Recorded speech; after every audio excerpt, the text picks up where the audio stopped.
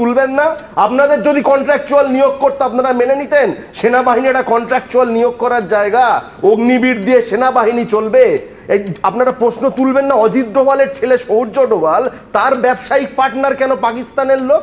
আপনারা প্রশ্ন তুলবেন না যে মুন্দ্রা এয়ারপোর্টে 3000 কিলো হেরোইন ধরা পড়েছিল, তার সঙ্গে এই যোগাযোগ হামলার যোগাযোগ পেয়েছে সেই মুন্দ্রা এয়ারপোর্ট, সে আদানির মালিক কিভাবে হলো? আপনারা প্রশ্ন তুলবেন না গুজরাটের কচে 450 স্কোয়ার কিলোমিটার জমি পাকিস্তানের বর্ডারে আদানিকে দিয়ে দিয়েছে নিয়ম পাল্টে, বারবার সেনাকর্তারা বলেছিল যেটা করবেন না, তারপরেও দিয়েছে। আপনারা প্রশ্ন তুলবেন না এটা কেন হলো? আপনারা প্রশ্ন তুলবেন না যে মিলিটারি এই এত ইন্টেলিজেন্সের কথা হচ্ছে, দেবজিৎ দা বললেন লোকাল সরকার আমাদেরকে জানায়নি, মিলিটারি ইন্টেলিজেন্স জানতেই পারেনি, জঙ্গিরা জেনে গেল।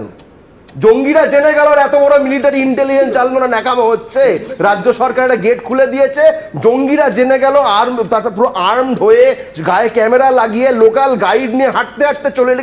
আমরা কি ভিডিও গেম খেলছিলাম? শুধু গেট খোলেনি, গেট আটকে এই হত্যালীলা চালিয়েছে। দেখুন গোটাটা করেছে এবং একাধিক আমরা বয়ান শুনেছি, 1.5 থেকে 2 ঘন্টা আহত অবস্থায় পড়ে থেকে মারা গেছে, কেউ আসেনি। স্থানীয় মানুষ চেষ্টা করেছেন, যে মুসলমানদের আপনারা দিনের পর দিন টার্গেট করছেন তারা চেষ্টা করেছেন, সৈন্যবাহিনীর খোঁজ পাওয়া যায়নি। সেনারা কি আসতে চায়নি? এটা তো হতে পারে না।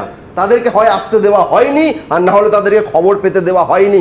দেবজিৎ এখানে দাঁড়িয়ে যে পাকিস্তান মানসিকতা বললাম, আমি একমতের সঙ্গে, একদম ঠিক বলেছে। সেই ধর্মান্ধ রাজনীতির যে মানসিকতা, সেটাকেই পাকিস্তান মানসিকতা বলে, এবং সেই মানসিকতার একটাই সংগঠন আমাদের ভারতবর্ষে আছে, তার নাম RSS বিজেপি। যারা